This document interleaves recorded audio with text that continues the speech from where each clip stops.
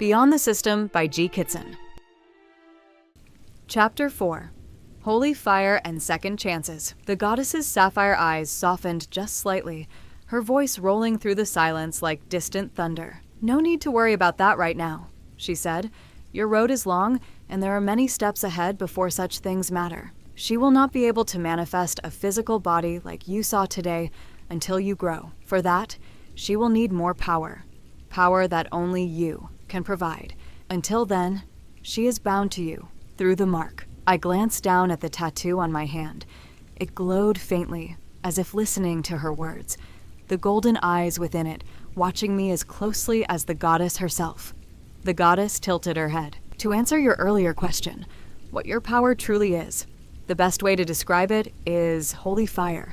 It is a flame that answers not only to your strength, but also to your intent. It can heal or it can take life, depending on the will of its wielder." I froze. It can heal? So many thoughts raced through my head at once. Excitement, fear, curiosity, dread.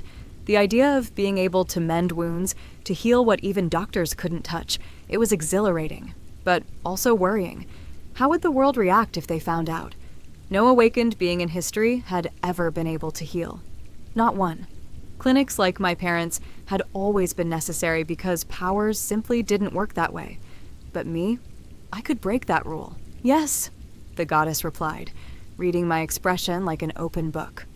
"Later, as your bond deepens, you may even revive the dying, so long as their soul has not yet passed on. If you are close enough, fast enough, their life will return to them through your fire." My breath caught in my throat. Revive the dead? Her lips curved in a faint smile. Close to it, I stared at the ember that started flickering faintly above my palm. My pulse raced. The thought of such power, it was intoxicating. Amazing. "Your fire will be unrivaled in power someday," the goddess continued. "But how great it becomes depends entirely on you, and how many tales Inari achieves." At the sound of her name, the mark on my hand pulsed warmly. The goddess's expression softened for the first time, a faint note of affection in her voice. "My daughter is mischievous. Please, take good care of her. You're both about the same age, after all." I blinked. "The same age? She looks like a young fox." A small smile tugged at the goddess's lips. "She will grow with her power, but I assure you, she was born on the exact same day as you." I narrowed my eyes, suspicion prickling at me. "And what day would that be?" "April 10th, 2035, she replied smoothly. I stiffened. My heart nearly stopped. She nailed it. I stared at her, stunned into silence. That was my birthday in this life. How could this be? "So, we were born on the same day?" I whispered. "That's right." Her sapphire gaze shimmered, heavy with knowing. "Remember what I told you about fate. You two were always destined to meet. Now, where this relationship leads and how you two grow together is up to you." Before I could form another question, her form began to dissolve into a golden light. Her tail shimmered, breaking apart into motes that floated upward, vanishing into the void. "Wait!" I shouted, taking a step forward, arm outstretched.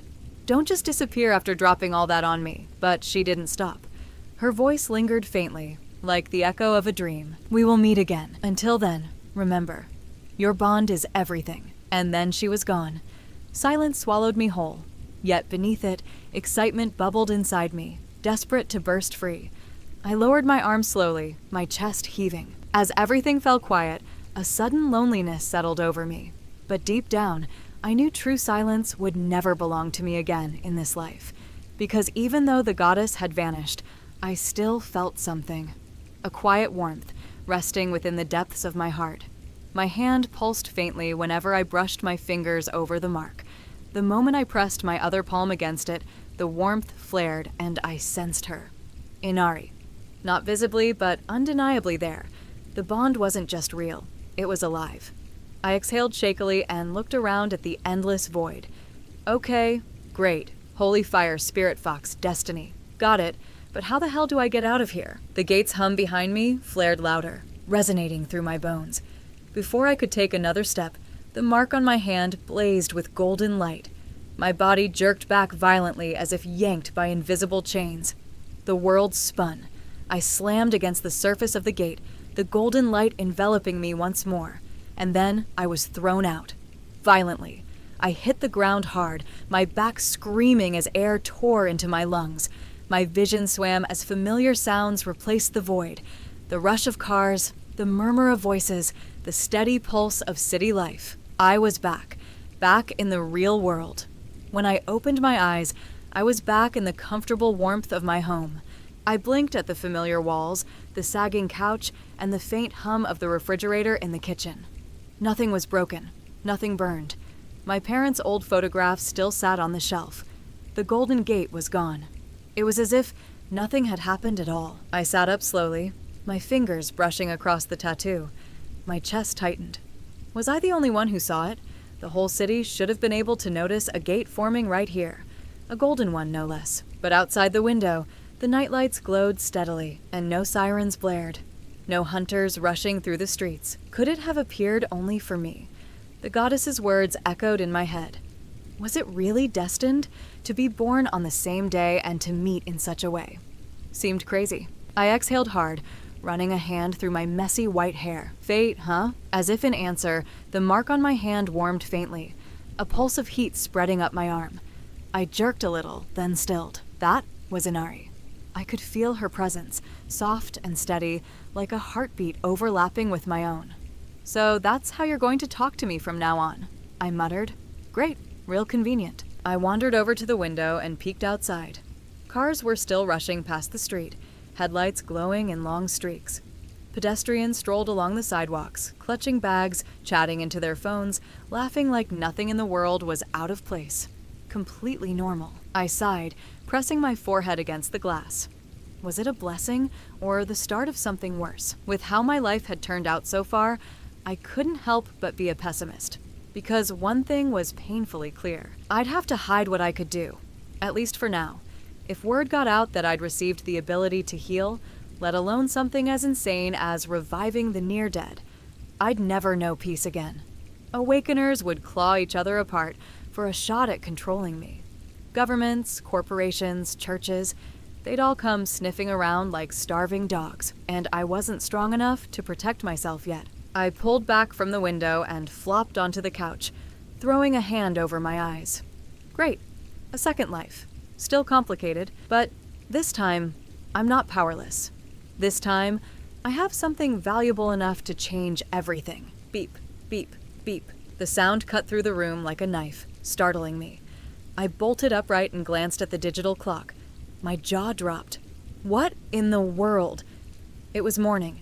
The entire night was gone. Hours had vanished while I'd been inside that void. I scrambled to my feet, half tripping over my shoes as panic surged through me. No time to think and no time to process. If I didn't move, I'd be late. I threw on my uniform, tugging the skirt down and fumbling with the blouse buttons, then grabbed my bag and bolted out the door. The morning air hit my face as I sprinted to my beat-up car, sliding behind the wheel and jamming the keys into the ignition. The engine coughed, sputtered, then roared reluctantly to life.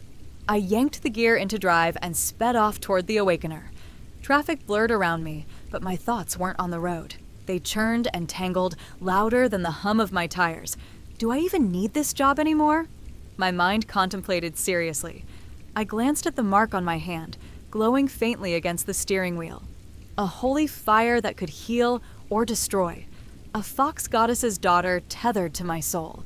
Was I really going to keep wiping tables and smiling at drunk hunters after something like that? Couldn't I just register as a mage? Fake it. Pass myself off as some kind of fire wielder and hide the healing side until I'm strong enough to protect myself. A mage. Who could attack and heal?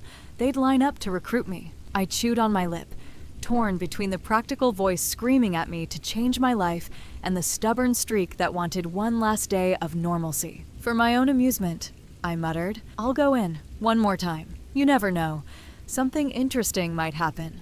And then I can quit in some epic, dramatic fashion. The thought made me grin despite myself. The image of storming out in front of all those leering hunters, with my boss sputtering red-faced behind me like he had any right to act better than them, was almost worth it. Speaking of my boss, I tightened my grip on the wheel, my grin twisting into a scowl. That bastard had tried more than once to proposition me in exchange for a raise. Every time, I shot him down.